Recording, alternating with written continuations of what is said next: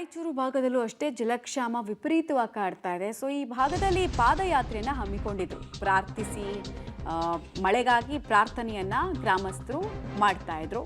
ಇದೇ ಟೈಮ್ನಲ್ಲಿ ಮಳೆರಾಯನ ಆಗಮನ ಆಗಿದೆ. ಸಹಜವಾಗಿ ರೈತರಲ್ಲಿ ಹರ್ಷ ವ್ಯಕ್ತವಾಗಿದೆ. ಮಳೆ ಬಂದ ಖುಷಿಯಲ್ಲಿ ಜನ ಕುಣಿದು ಕುಪ್ಪಳಿಸಿದ್ದಾರೆ.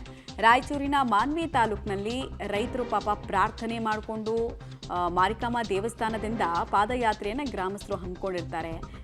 ಪ್ರತಿ ಹೆಜ್ಜೆಯಲ್ಲೂ ಕೂಡ ಮಳೆ ಆದರೆ ಸಾಕು ಅಂತ ಅವರು ಪ್ರಾರ್ಥಿಸ್ತಾ ಇರ್ತಾರೆ. ಪ್ರಾರ್ಥನೆ ಫಲ ಕೊಟ್ಟಾಗ ಖುಷಿಗೆ ಪಾರವೇ ಇರಲಿಲ್ಲ.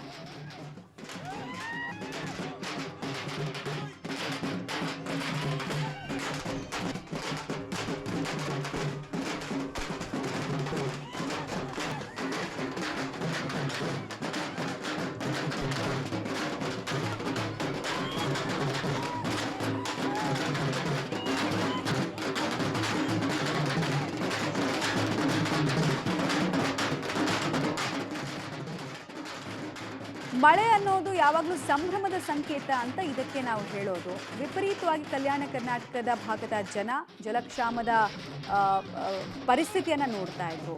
ಆಮೇಲೆ ನಿಮಗೆ ಪಶ್ಚಿಮ ಘಟ್ಟದ ಮಹಾರಾಷ್ಟ್ರದ ಎಷ್ಟೇ ಭಾಗದಲ್ಲಿ ಮಳೆ ಆದರೂ ಕೂಡ ಇಲ್ಲೂ ಮಳೆ ಸರಿಯಾಗಿ ಹೊಡಿಲಿಲ್ಲ ಒಂದು 15-20 ದಿನ ಅಂತ ಹೇಳಿದ್ರೆ ರೈತರ ಕಾಲುವೆಗಳಿಗೆ ನೀರು ಹಂಚಿಕೆ ಆಗೋದಿಲ್ಲ. ಪರಿಣಾಮ ಬೆಳೆಗಳನ್ನು ಬೆಳೆಯೋದಕ್ಕಾಗೋದಿಲ್ಲ. ಮಳೆಯಾಶ್ರಿತ ಬೆಳೆಗಳನ್ನೇ ಕರ್ನಾಟಕದ ಜನ ಈಗಲೂ ಬೆಳೀತಾ ಇದ್ದಾರೆ. ಆಲ್ಮೋಸ್ಟ್ ಒಂದು 60% ನಮ್ಮ ಬೆಳೆಗಳು ಮಳೆಯಾಶ್ರಿತಾನೆ.